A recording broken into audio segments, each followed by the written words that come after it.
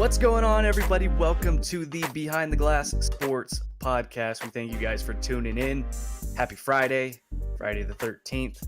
Kind of spooky. Oh, Usually that's why crap is going on right now. Yeah, it's usually you think that maybe it would be in October, but it's in November. But that's okay. There's no superstition over here.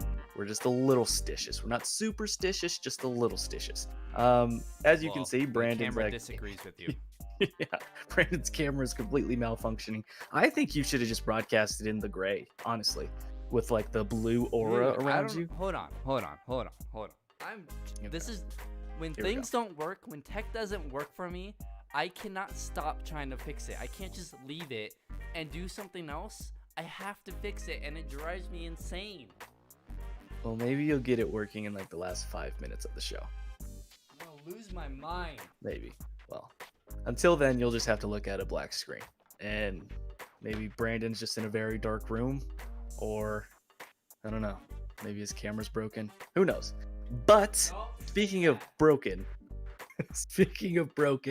and potentially fixing things to save them, the Denver Broncos have a chance this weekend to save their season. You're like, Steven, how's that possible? They're 3-5. They're obviously a bad football team. Yes, I agree with you. But if they win this weekend, then they go to 4-5. I don't know what you're doing over there. Then they go to 4-5 on the season. And maybe, just maybe, you get Von Miller back maybe in a few weeks. Maybe you make a push. I don't know. I'm trying to be optimistic. Everybody says I'm not optimistic, and I'm just trying to be optimistic for you guys. So, there I go. And I'm just swerving around there. But the Broncos have a chance to save their season this weekend. Las Vegas Raiders on deck. We're going to Las Vegas. So the Broncos will get to play in that big old brand new stadium that looks like the Death Star. Is that the one that looks like the Death Star, or is that another one? Either way, it's a really nice stadium. They're going to take on the Raiders, who are 5-3. Hector is somewhere very, very excited. Oh, we had you there for a second. But they're solid. Goodness gracious, man. Are you okay? Is everything okay over there? trying to keep this show on the rails, and you're just over there just breaking things and dropping things. Are you okay? Do we need to take a time out? How does it work for a second? How? I don't know. Let's just see if this works. Let's see. Oh my God. Almost. Put a picture of SpongeBob. Put a picture of SpongeBob up. No? You can continue. Okay. Well, I was almost called them the Oakland Raiders again. The Vegas Raiders sounds so weird. 5-3. They're a solid football team this year. They have really good wins. Do you know who their wins are against? Yeah, they have some bad losses, though. It's Kansas City. In Kansas City. They lost to the Buccaneers by a lot. They lost to Buffalo. They beat the Saints, though. So, I don't know what to think of the Raiders. I think they're a solid team. Maybe they're like maybe they can win one playoff game. Maybe the wild card game. And then outside of that, it might be kind of overachieving at that point. But the Broncos come in 3-5. The Raiders, obviously, as I mentioned, 5-3. The Raiders are a 4-point favorite in this game. Derek Carr quietly having a good year. 16 touchdowns, 2,000 yards passing. He's completing 70% of his passes, only 2 picks. I mean, you talk about the interception to touchdown ratio for Patrick Mahomes. I mean, 16-2 is really good for Derek Carr as well. I didn't know he was playing that well. He's been sacked a lot, though, 14 times. You know who else is playing well for the Raiders? Is Devontae Booker. 223 yards, 6.8 yards per carry. That is nuts. Yeah, that's pretty good. I used to joke and call him Captain Couple Yards. He's playing better than Philip Lindsay. Okay, see, you didn't have to do that. Why did you have to do that? Why did you? Listen, I understand. You're frustrated. There's a lot of things going on that side of the camera. You didn't have to take it out on Phil. Okay, that was just uncalled for. Are you still messing with it, or are you just give up? I'm losing my mind right now. Oh my Please work. Anyways, Booker's looking good. Henry Ruggs, the other Alabama receiver, is going to be matched up. Oh, Oh, oh, we almost had you there. Oh, now we got a cat. Oh no, there you go. Hey, it's not on the stream You yet, but it's working. you got it. Oh my I don't know god, what you dude. did. Did you just press a bunch of buttons? It's literally And as simple as a USB it was a bad USB on my PC, and it's gone oh, oh, because I moved my there camera. it goes. All right, well I'm back to losing my mind. Continue. There it goes. Kemp comes in first comment. Can't see Brandon. Yes, Kemp. This has been a thing now for Cam, the entire just rewind the yeah stream and watch it from the beginning, and the you'll entire understand why. 7 minutes, Kemp. This is what has been transpiring this entire time. Is I'm Brandon has been losing messing with his my camera, mind. and I've been trying to dissect this Raiders game, and he had it there, but he just had to move his camera. Well, it wasn't Gosh, good, dude. I'm about to take I this whole mean, setup, rip it apart, and redo everything. we don't have time for I that. We am only have an hour very, on this I am podcast. very So, angry. well, I get that. I'm sorry. Just let me know when you're ready to talk some You, Raiders you, Broncos. you can go. Continue. Okay. I'm half listening. I'm Okay. good. Well, thank you. Maybe I'll just talk to Kemp the entire time. Anyways, the Broncos take on the Raiders. Should be a decent matchup, but I do think this is an opportunity for the Denver Broncos to salvage somewhat of their season. Because listen, if they win this game, you go to 4-5, and I know the schedule isn't favorable moving forward for the Denver Broncos. Um, After this game, they have Miami, and then you got New Orleans and Kansas City. But okay, maybe they can't save their season. I tried to be optimistic, but I just can't. I mean, You try. you got the Raiders. I mean, this is going to be a tough game to win. Then you got the Dolphins, who are a great defense. Okay, just leave it. Whatever's happening, just don't touch it. And there you go again. See, now you're messing with it. Oh no, I can't see you now. There it goes. You're lying. I can see It's just it. gone. I can see I it. can't. I I can see can't. it. The Broncos have New Orleans after Miami, Kansas City, Carolina, Buffalo. I don't think the Broncos are going to win a game for the rest of the year. I mean, maybe Carolina. Well, Maybe. they can beat the Chargers. Maybe. So they were down 21. So I don't know. No, you're right. And look, that's best case scenario though. If Now you're black and white. Just do it like that. Just do it like that. I like that. Look, it's switching colors. There's a green, and it's not- almost matching the thing in the background. it's not even. This is so funny. It can't even pop up on the stream. It's not even working on the stream. Oh, it's not even on the stream, so No. I'm the only one seeing Yes, this. you're the only one seeing this because the stream This is unfortunate. is dumb, and it can't it can't see it. Okay. Oh, Well, how about this? And the stream is black. Oh, what's happening? What are you doing? Oh god. Oh no. Now you're just messing everything up. What do you do? Okay, how about this? I can at least see you now. It doesn't really matter if they can't, because we just need the audio. We'll just start this thing over from scratch, yeah? Okay? We good with that? What's going on, everybody? Welcome to the Behind the Glass Sports Podcast. We thank you guys for tuning in on this lovely Friday for everyone except for Brandon. Friday 13th is hitting him hard over there. We're not superstitious here. We're just a little stitious.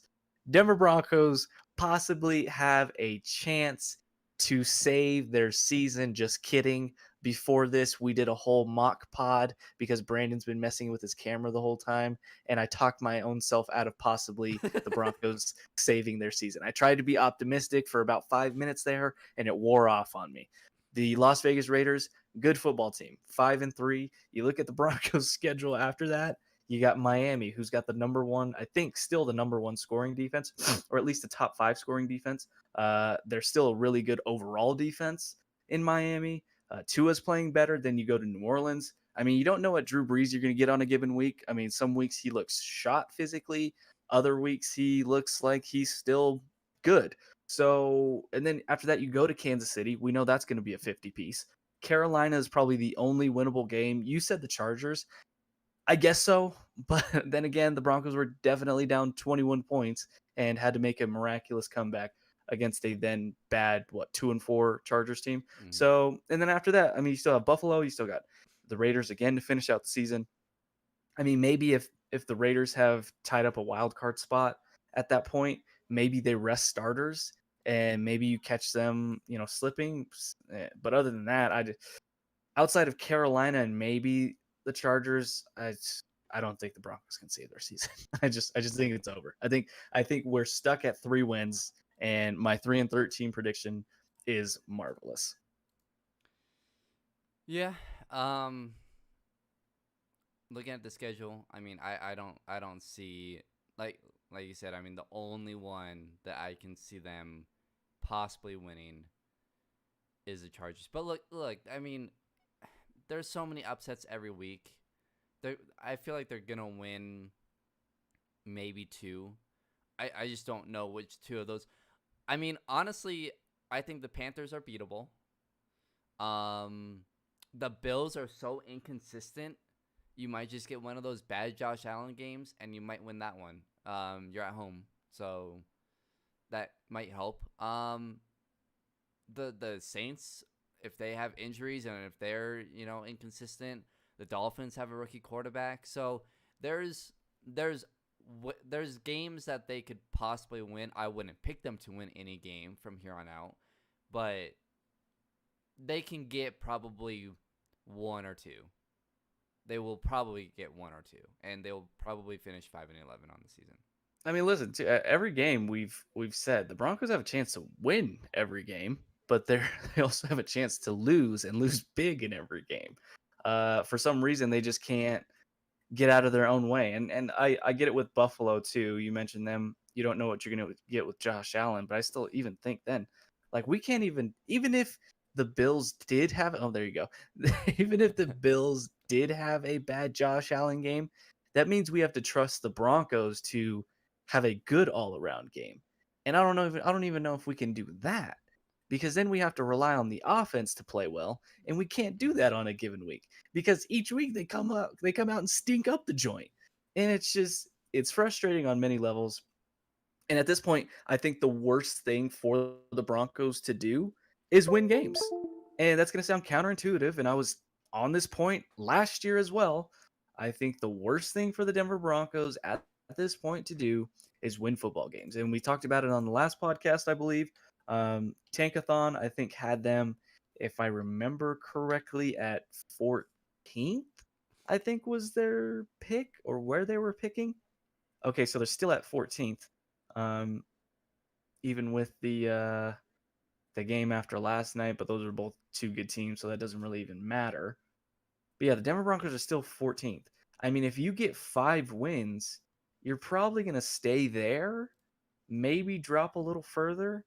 But the worst thing for the Broncos to do at this point is win games. I mean, at this point, and no NFL team is going to willingly tank from the players and all that and the coaches, but the front office can say, let's make a concerted effort. Even though I guess, well, really, they can't even really push that because they could have been sellers at the trade deadline, and they weren't. They didn't even do that because they won that stupid New England game, and that probably gave them hope and gave them life of, oh, we can win this. You go to 2-3, and obviously you get the doors blown off of you against Kansas City, but there was still hope.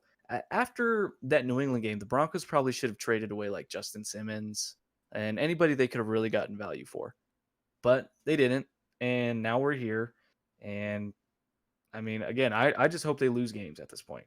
I hope we see a good Drew Lock improvement in performance level, but I ultimately hope that they lose games. Secure a top 10 pick, and then at that point, figure out what you want to do with your future.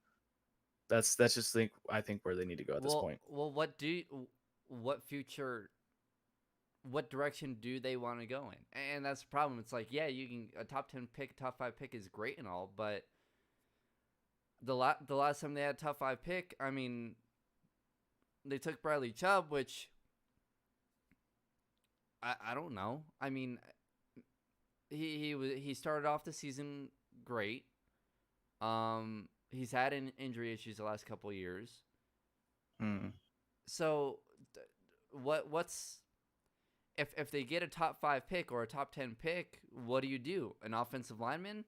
And you bring back this disaster of a team and do it all over again? Well, here's what I think they do. So if it depends on it, really all hinges, in my opinion, on how Drew Lock performs.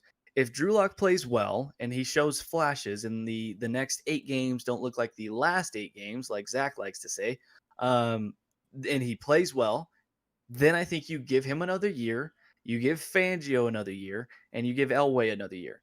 And I've said this a few times on this podcast. I think if they're gonna fire somebody, like, this needs to be the season that Ellis is truly watching. And if this ends in a disaster and they don't get more than 5, 6 wins, then I think it's on him to be like, okay, we're cleaning house. I don't want just one person fired. I don't want Elway to fire Vic. I don't want, Vic to fire Pat. If we're going to fire people, get rid of everybody. Wipe the whole slate clean. And if you have a top 5 pick, top 3 pick, and you want to go quarterback and Drew Lock look bad, then take a quarterback, but let the new regime take that guy. Don't let John fire everybody, with maybe a year or 2 left on his contract, and then him pick a quarterback when he's probably not going to even be here once his contract is done. Because now, what I'm telling you, I just have a bad feeling that this is going to happen. The Broncos are going to be terrible. Vic is probably going to get fired. And John's going to say, look, and so is Pat. And John's going to say, look, I tried to do the different offense and it didn't work. We looked really good to end the season with my offense that Scangarello was running, and Drew Lock looked good. But we're going to draft a new quarterback.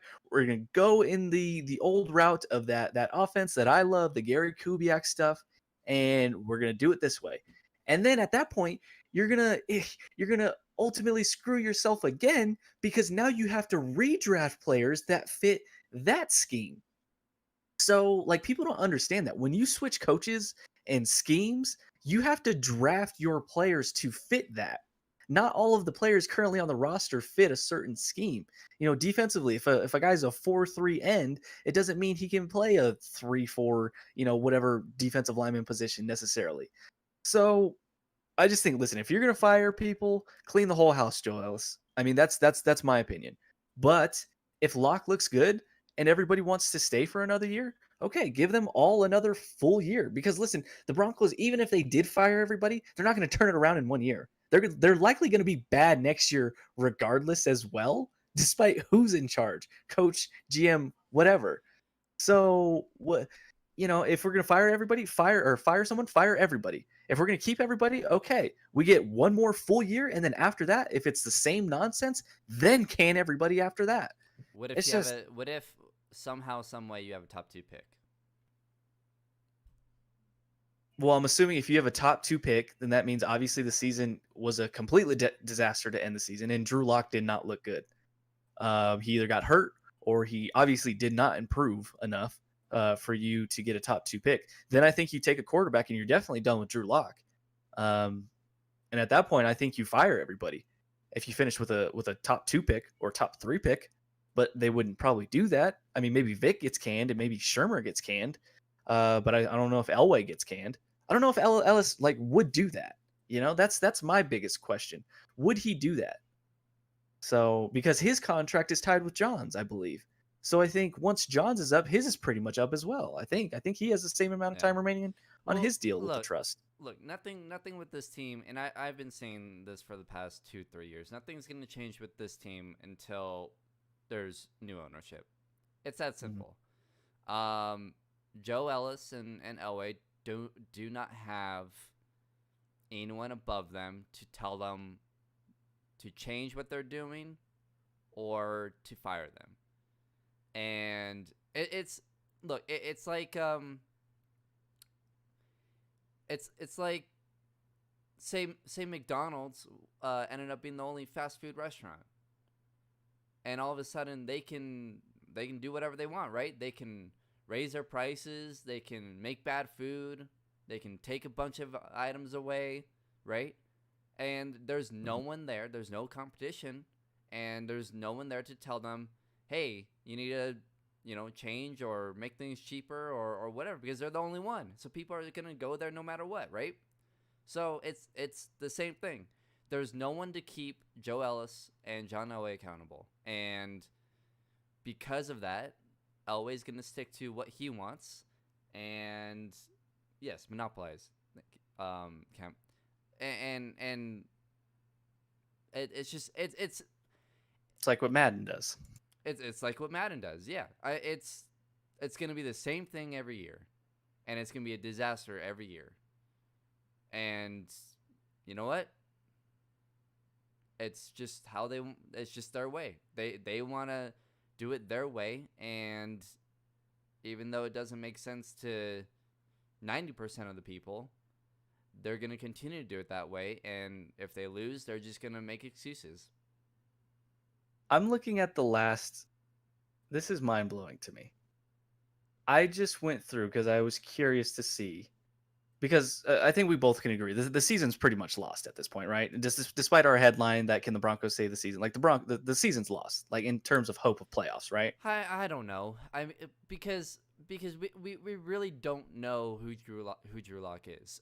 Look, he could go out there and all of a sudden it could click with the offense, and they, like I said earlier, they win some of these games that are winnable. They can beat the Raiders. They can beat the Dolphins. I don't.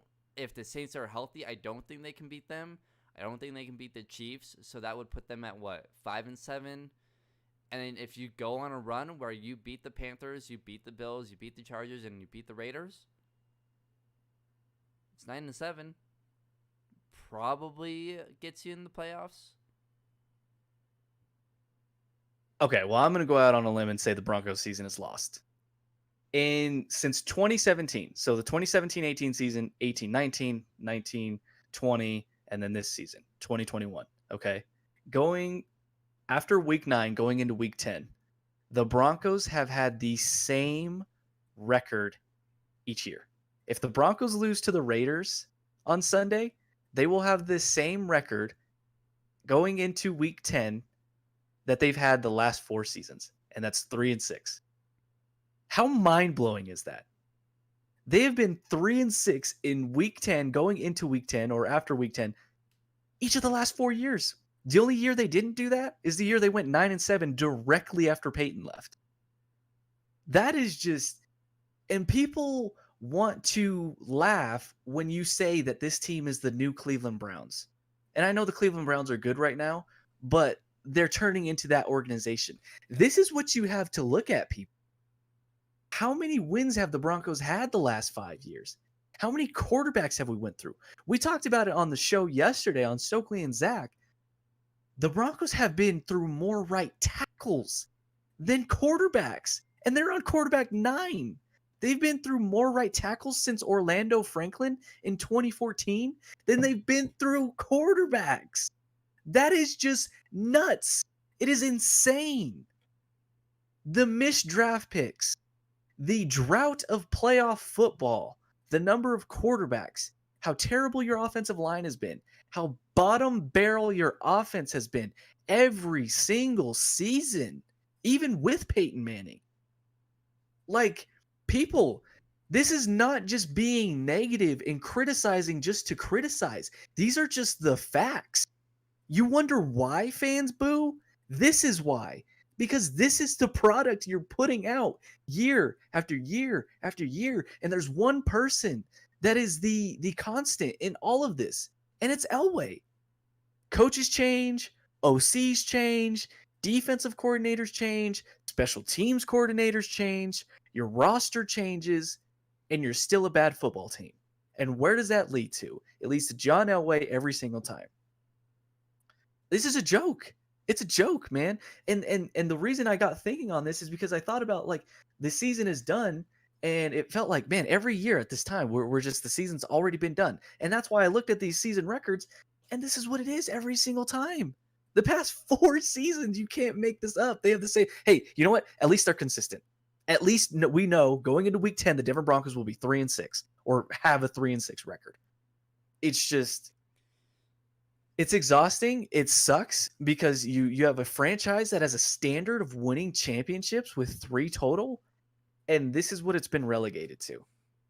But please Keep telling me how we shouldn't boo the players and we should just be patient. We've been patient for 5 years. How much longer do you want people to be patient before they just stop showing up to games? Or they what can you imagine this? What if we get to next season and there's fans in the stands, if we have fans in the stands, with bags over their heads?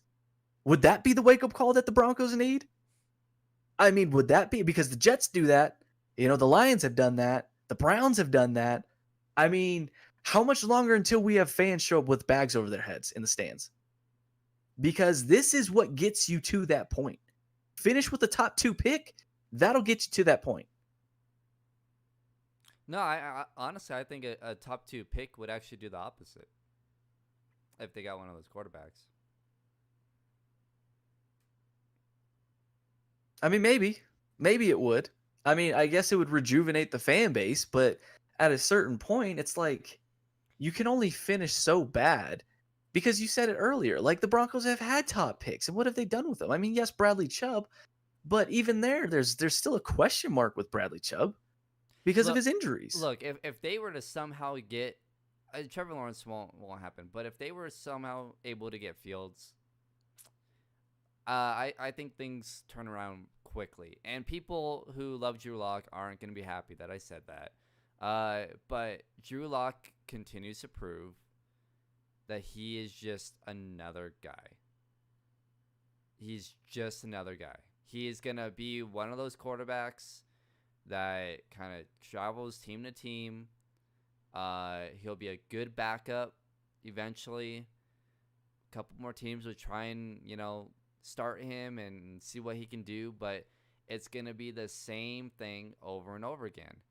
It's going to be, and look, I don't know what is up with the slow starts, but you can, just watching the game, you can see that he is uncomfortable. His accuracy is terrible. And it's not until the fourth quarter, when defense is back up, where he's comfortable. I don't know if that's something that is eventually going to get fixed, but it's not, the league is not in a place where you can wait, where it's okay to wait 2, 3, 4 years for a young quarterback to figure it out.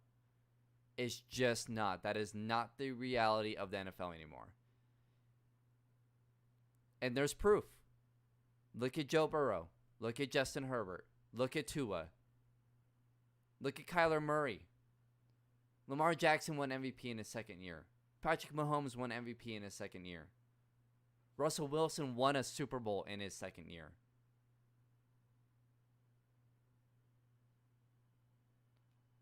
I mean, Patrick Mahomes, after, 3 years of starting, after 4 years in the NFL, has a chance to have 2 regular season MVPs and 2 Super Bowls in 4 years.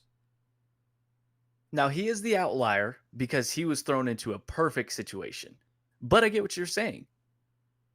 I mean, he has the talent, but he also has say it was Drew Lock in that situation. Is Drew Lock, now I don't think Drew Lock is obviously as good as Pat Mahomes. Say it's Lamar Jackson, or say it's Deshaun Watson. That's a good one. Would Deshaun Watson, if he was with the Chiefs, and Mahomes, if he was with the Texans, would Deshaun Watson have maybe not as great of a career right now as Pat Mahomes, but would he have at least gotten them to at least an AFC championship game? I would think so. Yeah, he would have gotten them to an AFC championship. I don't know if they get to a Super Bowl. Or even win one. Well, here's the thing. I don't know if Deshaun Watson comes back from 28-0 in a quarter. I don't know that. So I don't know. I think yes, there is a slight asterisk to Mahomes as far as young quarterbacks, but you go back and that team though the year before was 6-10, 7-9. So it's not like they were this great team that was a quarterback away. And their weapons, yeah, you have the best tight end in the league and the fastest receiver in the league. And look, Tyreek Hill is great, but he doesn't have a DeAndre Hopkins. He doesn't have a Michael Thomas, a Mike Evans. He doesn't have a Cortland Sutton. Now look, Sure, but I think you Tyreek can. Hill is great, and I think you can make the argument that they he's. they take advantage of Tyreek Hill's ability, but he doesn't have, and look, the Broncos have better weapons right now. If Cortland Sutton was healthy, they have better weapons than the Kansas City Chiefs. I will take if you swap Patrick Mahomes and or if you swap the weapons, so the receivers and the tight ends, the Broncos receivers and tight ends for the Chiefs, I'd be okay with that. And you know what? Mahomes would be just as good, if not better. I mean, I'd say Kelsey has the upper hand there. I get what you're saying. Like Tyreek Hill isn't not really because the Broncos have two big tight ends. If healthy, you have two big tight ends that are big offensive threats in the red zone. The Chiefs don't have that. Noah Fant, yeah, he's not as good as I mean, Kelsey's gonna be a Hall of Famer, right? Exactly, that's what I'm saying. But you got two big tight ends that you can use. Not only that, but they would probably use KJ Hamler the same way as Tyreek Hill. And then you have Cortland Sutton on the other end, and Jerry Jeudy, by the way, who are both better receivers than any other receivers that the Kansas City Chiefs have. Oh, listen, like if you gave Andy Reid those weapons too, like he would, and Patrick Mahomes, they would be fine. But I think what they have in Kansas City, it makes them unique. I think it makes them a unique offense because they have a Hall of Fame tight end who's great at getting yards after the catch.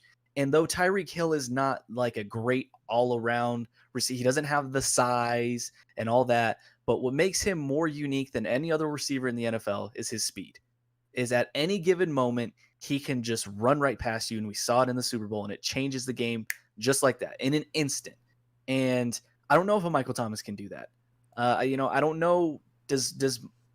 I think if I was a defensive coordinator, I think I would be more scared to play Tyreek Hill than I would be Michael Thomas, DeAndre Hopkins, because those guys aren't necessarily like big play down the field guys. I think they're chunk yardage guys, but they're not guys that are going to necessarily outrun your defense. Tyreek Hill will outrun your defense even if you have him double covered. So I get what you're saying. I do think, like, listen, I don't think it's a complete like 6-foot drop off from the Chiefs' weapons to the Broncos' weapons. I think if you swapped them, I think Pat and Andy Reid would be just fine as well. You give them a top 10 arguable receiver in Cortland Sutton. You got a speed guy in KJ. We know Jerry Jeudy is dynamic, and Noah Fant and Albert O if he's healthy. Philip Lindsay, who knows about Melvin Gordon, but I mean, yeah, I think the Broncos probably have more. They would use Philip Lindsay how he should be used. Yeah.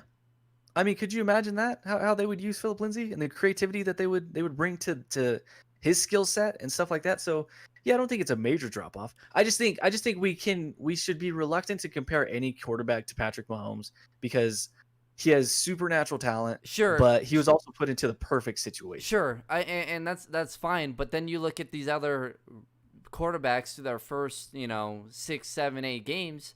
They're doing the same things that Patrick Mahomes and Deshaun Watson were doing in their first 5, 6, 7 games. I mean, go back and we went over it. They all had just as many flash games. I'm pretty sure Kyler Murray had more. I think in his first 7 games, he had 4. So, look, you can find out if your quarterback is what you need him to be within half a season now. It doesn't take 2-3 years. But I don't know. I really don't know why Bronco fans don't see what's going on around the league and then look at their team and say, oh, they're doing the complete opposite. Oh, Drew Lock isn't doing what 5 other young quarterbacks are doing. Like Justin Herbert, Joe Burrow, Tua have all played less games than Drew Lock, and we already know that those quarterbacks are gonna be really good. Now, can they be a top 5 quarterback? We don't know that yet, but they're going to be top 10, top 15.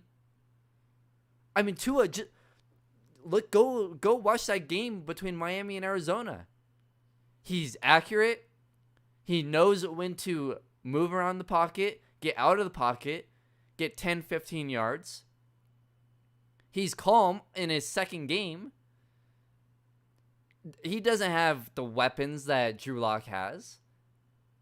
Kyler Murray last year didn't have the weapons that Drew Lock has. And now you're seeing he does have one, and look what he's doing. And it's even better than what he did last year. You know Kyler Murray's on pace to have 4,000 passing yards and 1,000 rushing yards? In year 2, that's nuts. I think part of that, I'll disagree with you here. And you said it doesn't take, as long as it used to in the past to know if a quarterback is the guy. I still do think it takes time, because look at Carson Wentz. I mean, we thought he was the guy after 1 year, and he's just kind of regressed. I think it still takes time, but what good teams do is early on in a player's career, they cater to his strengths and they try and eliminate his weaknesses, or, eliminate anything that'll, shine a light and illuminate those weaknesses. Good football teams do that. They adapt, they adjust. And then when you're maximizing those strengths, then you can find ways to work on those weaknesses. And instead, the Broncos don't do that. They continuously try to fit, square pegs into round holes. That's what they do, whether they're drafting a QB to force him to fit a scheme that's outdated, or, they're getting an average at best offensive coordinator to come in to try and help a second-year quarterback who's really should just be a first-year quarterback because he only started 5 games last year. Or you give that guy the year before an OC who'd never OC'd in the NFL before. Or in college, I don't think. Scangarello didn't. I don't think he was. So it's like, I mean, you continuously put yourself behind the 8 ball and create your own adversity. And it's just, I still do think it takes time to find out if a quarterback is the guy, because they could fall off. But it helps if you cater to their strengths early. That way they can have success, and then you find spots to work on what they're not as good at. Or you hope in the offseason they take it seriously enough and they find ways to work on what they're doing. I mean, if Seattle, when Russell Wilson was young with that defense, if they gave the keys over to him and they treated him like Drew Lock and throw the ball down the field the whole time instead of relying on Marshawn and putting him in read option situations and allowing him to use his mobility, would he be as successful? I don't know. But, I mean, well, here's I the get what you're thing. saying. Here's the thing, though, with Drew Lock. Look, I get that you want to put him in a position to take advantage of what he does well. But what does Drew Lock do great? What does Drew Lock do great? What is he great at? I think he can make all the throws. I think he has the arm talent to make all the throws. I think he's very athletic. He's good on the run. He's mobile. And we shouldn't now confuse being an athletic mobile QB for somebody that has good pocket presence, because we see that's a clear differentiation there, right? Like, just because you're mobile and athletic doesn't mean you can navigate a pocket well. Like Tom Brady, he can navigate a pocket well. Drew Lock, he just runs at the first sight of pressure. So I think athleticism, I think his arm talent, he can make all the throws. So, but what I'm getting at is what can the Broncos do to put him in better positions? Because look, yeah, they're not the most creative, but Drew Lock, the problems with Drew Lock are things that you can't necessarily call a certain play to fix it. He throws off his back foot, he's inaccurate, and he doesn't have any pocket presence, and he runs at the first sight of pressure. Those are all red flags. That's not just like that's not taking advantage of what he does well. Because you could, if Lamar Jackson, if Lamar Jackson was doing those things, Baltimore could be calling the same exact plays that they have been. It wouldn't work. He wouldn't have won MVP. So, you know, I watch Kyler Murray. He doesn't do, or Tua even in his second game, doesn't do any of that. He's calm. He knows how to navigate the pocket. He doesn't throw off his back foot, and he's accurate. And they're not doing, the first half of that game, even throughout the game, they weren't calling. They weren't putting Tua in a position where like, hey, you have to make plays. They weren't putting all that pressure on him. They were running the ball. They were doing exactly what they did in week 1. The difference is that he just made the plays when he was supposed to. When he was executing the plays. You don't see that from Drew Lock. And it's all of those little things. Can he fix those things? I don't know. Does he have the IQ that, some of these other quarterbacks have? I don't know. I haven't seen it. And if he hasn't figured that out after 8 games when all these rookie quarterbacks aren't doing what he's doing, that's an issue. Yeah. I think it's you can not look at just the play calling. It's not. No, it's not. I think you can look at too his swagger, his confidence. I think that's one of his strengths as well. But we see at times that he gets overconfident. And it seems like there's an unwillingness, at least early, to kind of reel in and that confidence. And the throw to Judy, that was an interception late in that Falcons game. They asked him about it after the game, and he was mad at himself because he didn't make that throw. He said 10 out of 10 times I make that throw, when it's like, Drew, you shouldn't have thrown that ball in the first place. So it's stuff like that. And that's where that Jay Cutler cop kind of comes in, and that's the part you don't want to see. Is that's a bad throw. 10 out of 10 times, though, I can make that throw. It's like, no, that's a bad throw. And 10 out of 10 times, you shouldn't throw that throw. You're not Jamal Murray. No. Yeah. So it's just. You're not Jamal, where it's like, I can make that shot. Right. Yeah. John Calipari saying, you just shot a left-handed floater fading away. That's a terrible shot, but I can make that shot. Well, he can make that shot. No, you don't. Try not to take those. But that's what Jamal does, right?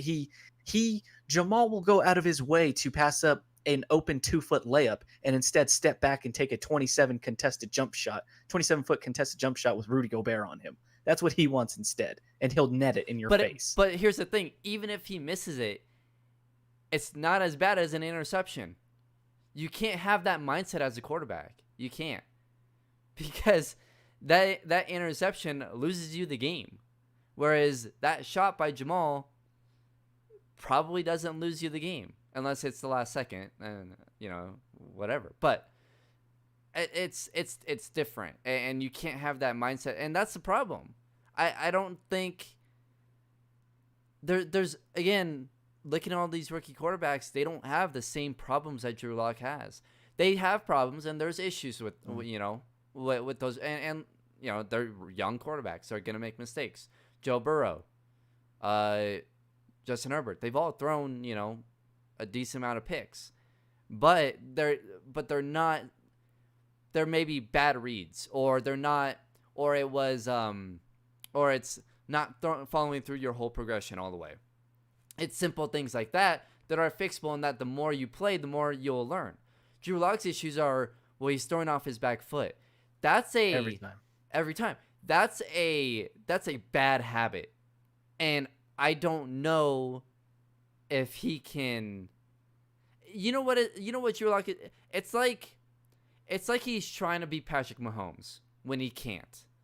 It's like if well, I don't know if he's trying to be Patrick. I just think that's just a bad habit that's just ingrained in his brain. It's muscle memory. Right. It's like Tim Tebow and his throwing motion. Yeah, you can work on it so many times and it tightens up in practice, but then once it gets into live action and in the moment late in games, what are you going to do? You're going to revert to what's comfortable. Mm-hmm. And for Drew Lock, and it's not to say that he can't change it, but for whatever reason, he continuously throws off of his back foot so much. I would say at least probably 10 to 15 times a game he does that. At least. And I think Kemp makes a great point. He says the Broncos need to simplify the offense, become more predictable and simple. Slants, drags, first reads. No, no, no. See, no, I disagree with that. Oh, I completely I agree with no, that because no. I think that's why he had success last year is because Scangarello took away all this stuff. mm, What's the issue right now? He's I not think seeing the whole no. football field, and They are. Shermer's overloading him. I think they are predictable right now. Yeah, they're predictable because they're trying to give him too much. I think what Kemp's trying to say is, and that's why I think Drew Lock had success last year is because Scangarello limited the playbook for him and gave him a few reads, 2 reads, boom, boom, not here, take off. With Shermer, it's 3 wides. He's having to look at different receivers. Okay, 1, 2, 3. Checkdown's not there, but he doesn't even have time to do that sometimes. So he scrambles after the first read. It's not there. How many times have we seen a slant? I can't even think of him. How many times? I mean, maybe the one to Hamler that he dropped and it was picked off. I forgot what game. I think that No, was a Chiefs yeah, game. no. I agree with running more slants, drag routes, stuff like that. Especially when you have the weapons that you have. But as far as running on first down, I disagree with running on first down. Well, not every time, but I think there's situations where you can do that. You have to be. You don't want to be. I don't agree with being predictable. You don't want to be predictable, but you have to look. Drew Lock isn't good at going through his progressions, right? But most rookie quarterbacks aren't. So you have to I don't want to say simplify the offense, but I think you have to say you have to work with him to get him to go through those progressions. And it starts in practice. And, who was it? Dan Orlovsky, right?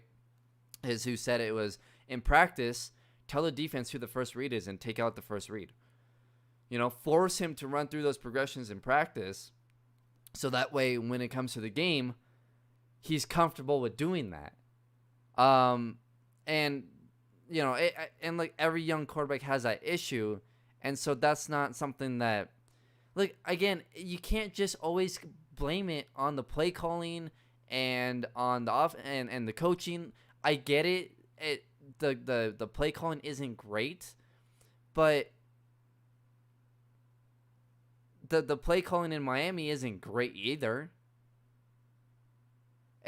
There's a difference between watching Drew Lock and these other young quarterbacks. Even the play calling in with the Chargers. There's a reason why they're blowing games. The play calling has been awful with them. But their quarterback doesn't throw off his back foot, and their quarterback is accurate. It really is down to Drew Lock. If you put Justin Herbert on this team, he has a lot more success than Drew Lock, even with the play calling. Kyler Murray, same thing. Tua, same thing. I mean, I don't know if we can say that because I don't know. Yes, we can because they are better quarterbacks. At the end of the day, they are. Well, they look better right now, but we don't know what the Chargers are giving Herbert in terms of offense. We don't know if they're limiting what he's having to read on the field or if they're giving him the full playbook and he's just reading everything. I mean, if he's reading everything like Drew Lock is trying to do right now and he's having success, then okay, yeah, I'll go with you there. Tua, I don't know if that's the case there. No, but even if I don't think what they're throwing, the Broncos are throwing out 3 wide, 4 wide, whatever, but I don't think that's necessarily saying, hey, Drew, we need you to this play has 4 different options and you don't have one main read. Because we can see that he does have one initial read that he's supposed to go to, but at times he's forcing it. So we know that they are giving him that one read to this is the go-to. We know that that's a fact because we've seen 3 of his picks are because he's forcing it to the number 1 read. So they are telling him, hey, this is read number 1. This is read number 2. The other quarterbacks, they're given the same thing. This is read number 1. This is read number 2. But they're not forcing it to read number 1 all the time. And that's what's caused several of Drew Lock's picks. Actually, probably all of them. The New England one for sure. Both of them were. Because on the other side, which was probably a second or third read, was Jerry Jeudy, I think, both times wide open. And I'm sure if you go back to the interception in the Atlanta game, there's probably someone open. So you can call out the play calling all you want, but at the end of the day, it is on the quarterback, because he doesn't just have one read out there. Yeah, it's on both guys, and I'm not saying it's all on Pat Shurmur, but I do think he could tailor his offense to make things easier for his quarterback, and I don't think he's doing that to the best of his ability right now. I just don't think he's doing that. I think there's ways he could do better, and I think there's things we could run. Like, when's the last time we've seen a bubble screen to a wide receiver? Why don't we get Jerry Jeudy a bubble screen? Why don't we get Jerry Jeudy a slant? Why is every Jerry Jeudy pass a deep ball 10 yards down the field?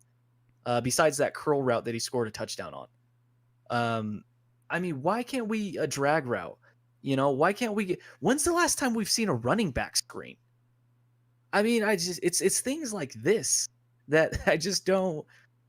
But we love throwing screens for tight ends who are slow, the slowest skill position on the field. But here's the thing: you had an offense like that, and you fired them. So what again? And the fans were calling out. At least we just said earlier. Why don't we go back to what Scangarello was doing? But Scangarello was doing tight end handoffs. That's what he was doing. I didn't see any running back screens or wide receiver screens with Scangarello. But what you said a couple minutes ago was, why can't we simplify the offense to what Scangarello was doing with Drew Lock, right? Mm-hmm. Well, we fired Scangarello. Right. No, yeah. I agree with you. And fans were calling to fire him and blaming it on him, blaming the offense on him. So now John Elway says, okay, fine. And even Fangio was probably blaming on him, and Fangio wanted it his way. Okay, fine. We're going to go this route. Oh, now we're going to blame the offensive coordinator again. How about we look at the quarterback? How about we look at, the overall, how about we look at the GM? How about we look at the head coach? It's not just the offensive coordinator every freaking year. It's not. Yeah. And that's what I'm tired of. It's every single season. It's blaming the offensive coordinator. Other than Joe Flacco, well, they've had some bad ones. Sure, but other than Joe Flacco, there has not been any other blame on and Vance Joseph. There has not been any blame on the head coach, on the quarterback, or on Elway. Oh, I was very vocal about my displeasure with Case Keenum. So I was very vocal about that. He took Captain Check down to a whole new level. But no, I get what you're saying. But you know what? Some of that would be good right now with Drew Lock. Yeah.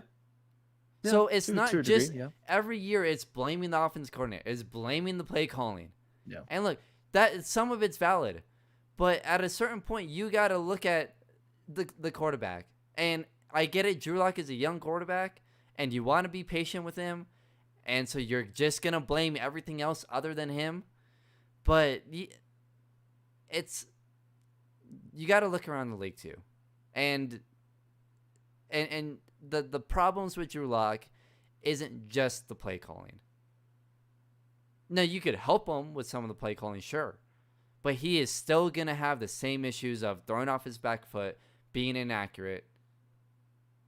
I mean, look at Josh Allen. He has an inaccuracy issue. They do as much as they can to help him with the play calling. But when it comes to playing in certain games where, because look, the Bills do, I think, a good job with their play calling, at least in helping Josh Allen, right? But there are games where his inaccuracy and all of those issues come up and they lose those games. So you can hide some of that with the play calling, but at the end of the day, it's gonna come up in the playoffs. All of those issues that you're trying to hide. Expose that. Same with Lamar Jackson. Same with Cam Newton. Yeah, we saw it in Super Bowl 50. We So saw Lamar Jackson struggles the past 2 years in the playoffs. right. So you can blame the play calling all you want, but if you don't have the quarterback, you're not gonna do anything. No, I agree. And right now the Broncos do not have the quarterback. Yeah, I don't think they have the right quarterback, and they obviously don't have the right OC to fit with that And quarterback. their quarterback doesn't have a strength like Lamar Jackson, where you can build your offense differently to where you can still win. Yeah, he's not a Josh Allen. He's not a Lamar Jackson where you can rely on his mobility to that degree. Josh Allen, they use him in power running situations like Cam Newton. Lamar, they don't obviously use him like that, but he's just so supremely athletic that he can break off a 50-yard run at any moment. No, I agree with you. And I think at this point, we should all admit that firing Rich Scangarello was a mistake. Not necessarily because he's some great offensive coordinator. Now he still had room to grow. There should have been expected growing pains as a first-time NFL offensive coordinator. But given the circumstances of now, you went through a pandemic and you had no offseason, I think the best thing that could have happened for the Broncos offense is keeping Scangarello around and that consistency and continuity. Because now what are you gonna do? You're gonna fire Pat Shurmur, and most likely, maybe, I don't know. Maybe they keep him. I mean, at this point, you might as well keep him, because you cannot put Drew Lock in another position. You either keep everyone, or you fire everyone. That's what you have to do, and that includes Drew Lock. You either keep everyone and keep Drew Lock at quarterback, or you fire everyone and you draft a quarterback in the top 5. Whether you're trading up, whatever. And that includes John Elway too. They have to make a decision. They cannot continue to make these little Band-Aid changes because they're not giving it enough time to see what it could end up being 2 years down the road. And it's the same cycle over year after year after year. Same thing with firing the head coach. So at this point, you might as well keep it one more year. Yeah, I think that's the best case scenario. Honestly, but unfortunately, it really sucks because there's 2 quarterbacks coming out of college right now that are so damn good. If you had any opportunity of getting them and you passed up on it because you wanted to keep things the same, that is a massive failure. You know what's depressing? Is even when you want the Broncos to suck, they suck at sucking. They can't even lose the right way. Like, if you want your team to be bad enough to get a great prospect. And here's they the thing. can't even do that. Well, here's the thing. This would be twice now. I wouldn't say they're a very bad team because they have talent. I would say they're a very poorly run team, and they're dysfunctional, and they're stuck in the middle. Yep. So they're good enough to beat the Jets, and Jacksonville. They're good enough to beat those teams, but they're not good enough to beat the Raiders or the what's another team that's kind of in the middle? Tennessee. Even Cleveland. The Rams. Right. They are stuck in the middle.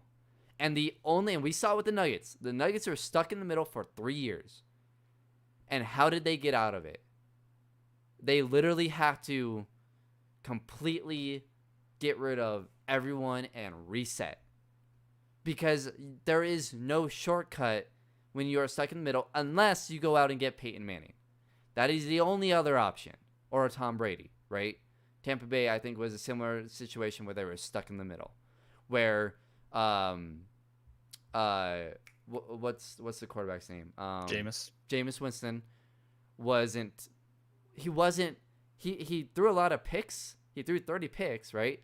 But he 30 touchdowns. But he also threw 30 touchdowns. That is the definition of being in the middle, right? You're not bad enough to where your team is 2-14, 3-13. You're just good enough to where you can get 30 touchdowns, win some games, and be 6-10, 7-9, 8-8, 9-7.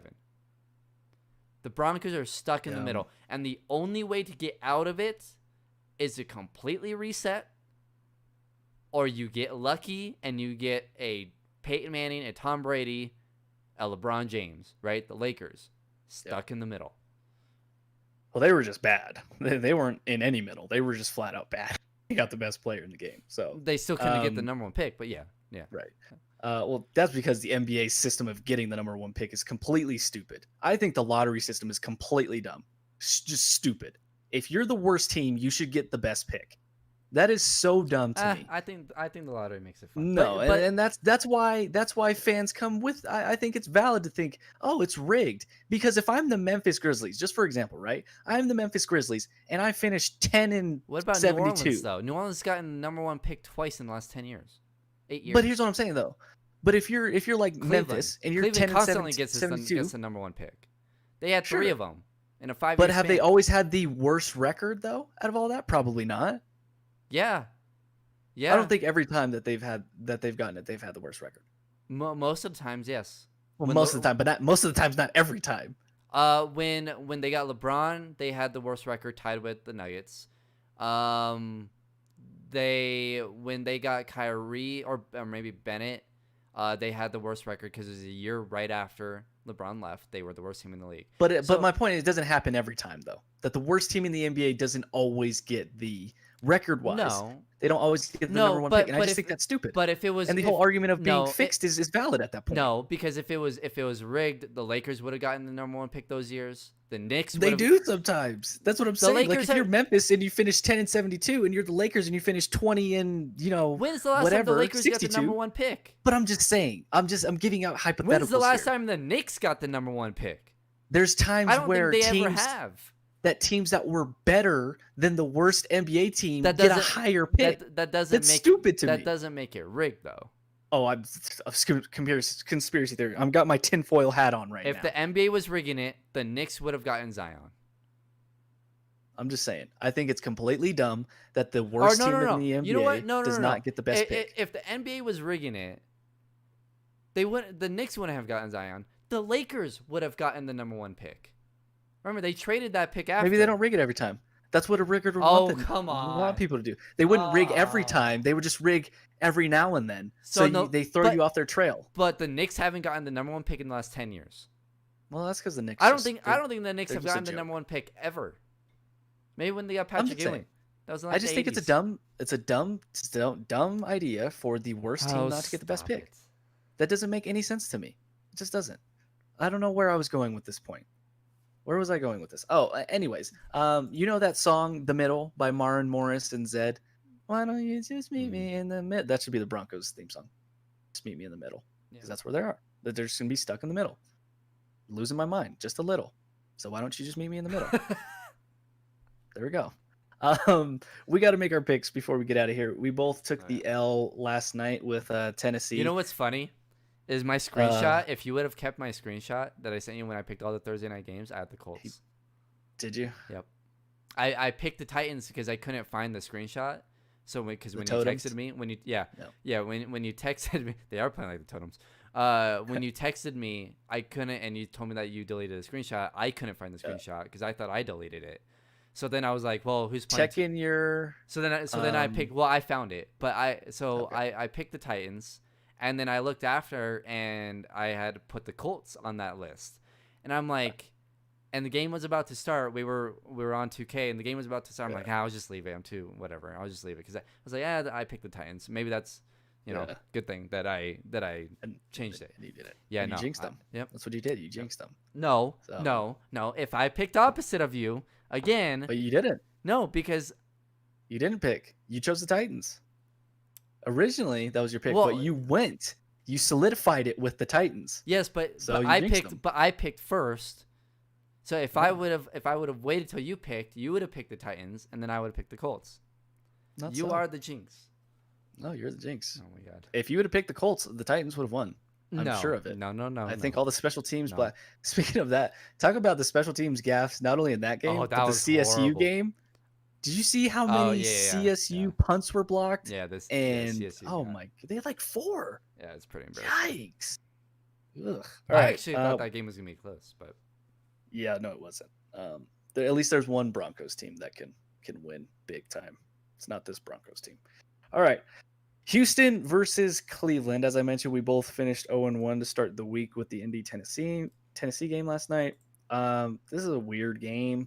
I saw that is Baker Mayfield out of the COVID protocol. I saw that they had to put him on that. Did you see that? Really? Yeah. Last week, and so Ben Roethlisberger had to be put on that as well. Let's see. Well, Of course, since we haven't heard anything today or yes, I'm guessing that he's fine. I think. Let me see. I'm looking for Cleveland right now. Looks like obviously Odell's out. Nick Chubb, expected to return week 10, so maybe he could return this week. I don't see Baker on their injury report. Regardless, This is a tough game. Houston's really bad, and that's a team that's kind of dysfunctional right now. Yeah, they don't. I mean, even they have a fired line Bill when we see it. O'Brien. I'm gonna go Cleveland. It's at home. Good running game. Bad football team in Houston. Good defense. Yeah, the Texans beat the Jags by 2 last week. They were down in that game. Yeah, they were down. They could have lost that game. Yeah, I'll take Cleveland. Another just unfortunate game. Washington versus Detroit. I thought Matt Stafford was going to miss the game last week. He ended up playing.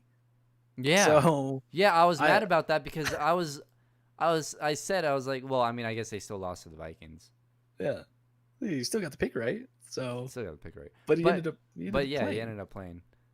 Alex Smith is going to start this week. Matt Stafford in this week. I think I'm going to go Detroit here. Yeah, I'm going to go Detroit. Yeah, Washington's defense has been pretty good, but man, that loss to the Giants. God, I don't know how you can trust the Lions. How can you trust either of these teams? You know, the best thing for the Broncos would be if Washington won.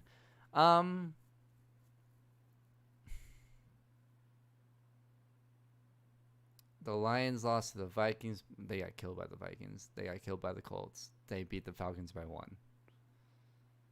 And, man. The Lions are such a weird team. I'll pick the Lions.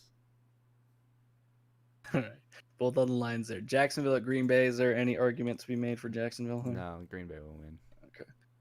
Philly versus New York. This is an interesting one. The Giants. Philly. The Giants are kind of really. Yeah. Not even gonna think about it. Nope. I think you're making a mistake. The Giants have played really well the last 2 weeks. I think I might go Giants here. Let me look at their injury report. What are we working with here? Daniel Jones is looking a little Here's better. the thing. Yeah, they made it close against the Bucks, but the Bucks just got destroyed by New Orleans. So, well, the Bucks are still a good football team, though. how good looks are like they? Golden Tate's gonna be. He was limited with a knee. Sterling Shepard with a toe. They Devontae barely beat Freeman. Washington by 3. I don't go ahead and pick the Giants. I dare you. You can't trust either of these teams, though.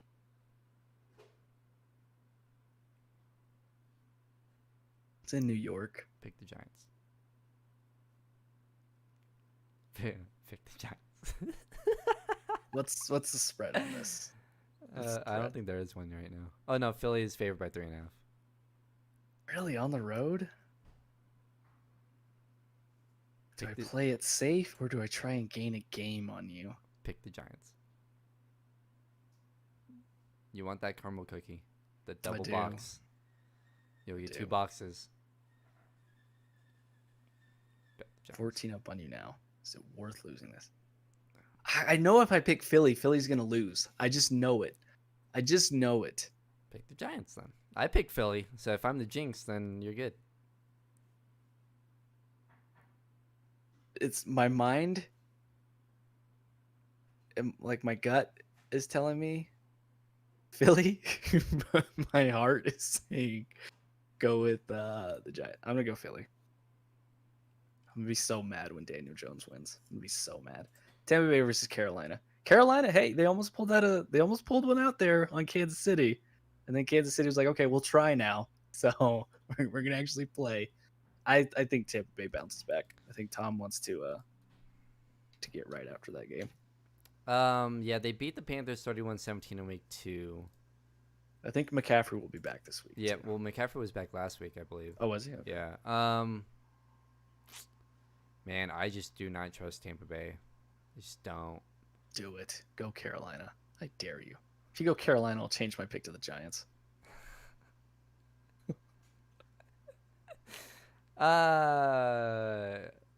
Do it. Doubt Tom. I dare you.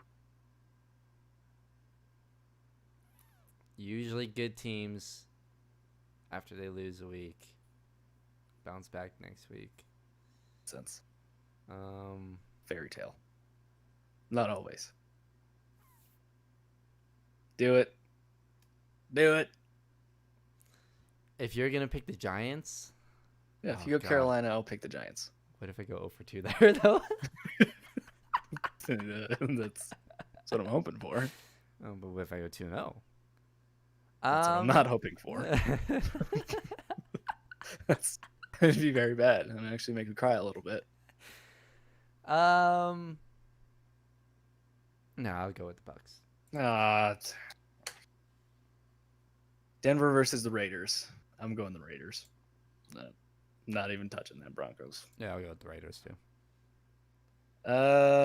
Then we go to LAC Miami. This is an interesting game. Miami.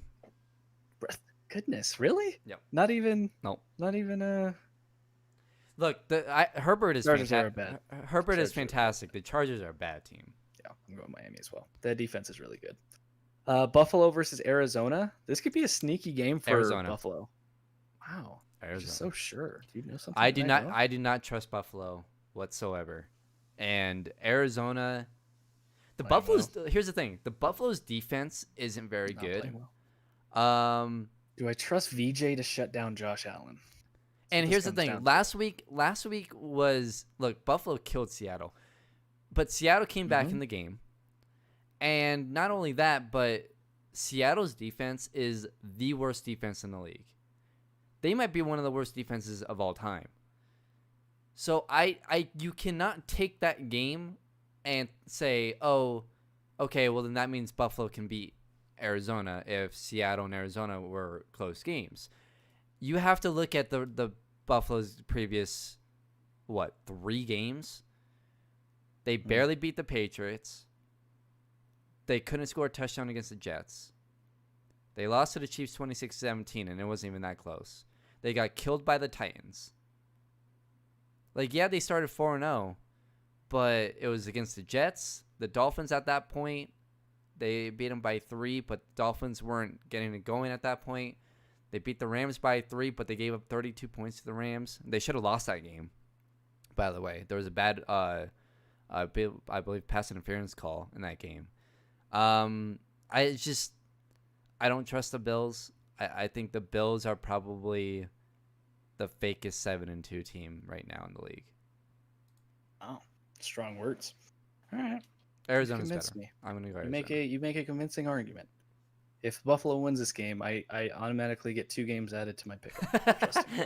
So, Seattle versus the Rams. This is also another weird game. I don't know what to think of Seattle. I really don't. I don't. They're a good football team, but their defense is really bad. Really bad. Part of me wants to go with Russell just because he's the better quarterback, but I think the Rams are probably the better overall team.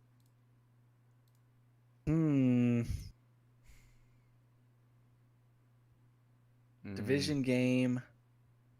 That defense is just so... I'm going to go the Rams. That defense is just so bad. I mean, they're right there with the Falcons in statistics in terms of being really bad. Man. I'm gonna go Seattle here. I'm gonna go opposite of you with this one. San Francisco versus New Orleans. No Jimmy G. No anybody for the 49ers. Yeah, I think they really started to show last week that those injuries are really starting to catch up to them a little bit. Or was it last week or was it the week before that they... Oh, yeah, it was last week. Thursday Night Football. But they've had some time to prepare for New Orleans, though. Yeah, but after seeing when New Orleans got Michael Thomas back Emmanuel Sanders back. Oh, is he finally back? Is he finally playing now? Well, he played last week against Tampa Bay, I believe. That's why they went. Like, That's why they went crazy. Past 3 weeks, every time Devo Samuel's doubtful. Okay. Well, River Craycraft, he didn't practice. That has my pick right there. New Orleans. Yeah, Michael Thomas played. Sanders played last week. So I'm assuming you're going New Orleans as well. Yeah, New Orleans. All right, Pittsburgh versus Cincinnati.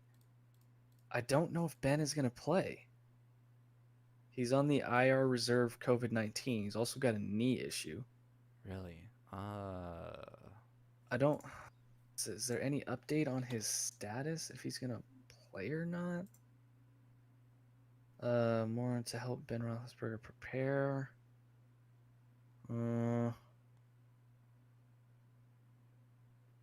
I don't.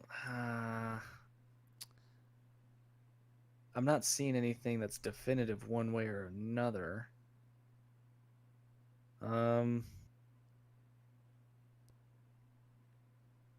That's you know really what? I'm gonna go ahead. I'm gonna go ahead and pick Cincinnati. Can we leave this one open? Like, if Ben plays, I'm gonna go Pittsburgh, but if he doesn't, I'm gonna go Cincinnati. I'm gonna go Cincinnati either way. All right. I'm gonna pick Cincinnati either way. I'm gonna assume he doesn't play. I'm gonna say Cincinnati, but if he can go, I'm gonna go Pittsburgh. Steelers are 8-0. I say this. They're not dropping that one. I say this every week. They're 8-0, but they're gonna lose. They can't get to 9-0. Yeah, they'll lose eventually, but they're not losing this one. If Ben plays, they're not losing this one. Where you'll have to be. I don't know. They barely beat the Cowboys. Yeah, that's true. But that's a huge trap game. Division game. They'll be up for the Bengals. Ravens, Bills, and Colts are the ones I think you have to watch for the Steelers. They could go 14-2, maybe 15-1. They're a good football team. That defense is real. I don't know about their offense, but that defense is real. Baltimore versus New England. Any Baltimore. Explanation for New England? Okay. No, New England's bad. Do we want to wait till Monday to pick the battle of the that's a tough mysterious weird game? We might have to. We'll just do that on the podcast on Monday. I hate both of those teams. I can't trust any of those teams right there. Those are probably the two most untrustworthy teams in the NFL. The Minnesota Vikings and the Chicago Bears. Well, the Bears have lost 4 in a row, haven't they? Yeah, because they're not as good as people think they are. They've lost 3 in a row. And Minnesota, that game just makes me mad, honestly. I just want to fight whoever made that game. They shouldn't even have to play this week. It just makes me mad. Makes me mad looking at the game. All right, we thank you guys for tuning in. 5 days away from the NBA draft. Nuggets have been rumored to possibly trade into the top 10. I don't know about that. Don't know if I like that very much. I don't know who this draft isn't. Well, you know what? This draft doesn't have a Zion or whatever. No, it doesn't seem like it has a franchise. It's the next 2 years that will have those type of guys. But it's deep. This draft is deep. Yes, which is why I think the only reason they would trade into the top 10 is for a trade for somebody else. For a Drew Holiday, or to be in a package. Maybe that's part of a 3-team deal, to where they trade up there, they're trading some guy there. I don't know, something like that. But I don't think they're going to draft up in the top 10 to pick someone. They might, but I mean, if this isn't the year for star talent, then why would we trade? The only player that I could see them moving up in the top 10 for is Onyeka Okongwu. Center. He's a power forward, 6'9". We'll see. That makes sense. Coming up very fast. That makes sense. Other than that, I don't. Unless it's for a guard to replace, maybe a Isaac Okoro, or I can't imagine they get into the top 6. So I would say it's 7, 8.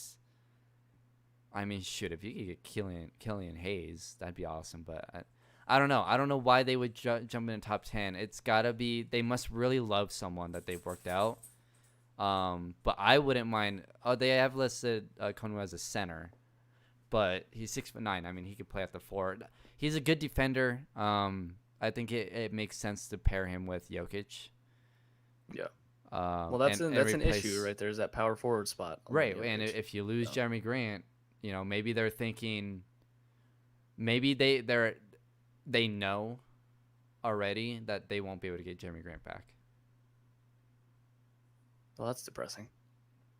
Thanks for ruining but my here's Friday. the thing. You can go out, say you lose Jeremy Grant, maybe you go up and move up in the draft, say you get this kid, and then you sign a Jay Crowder.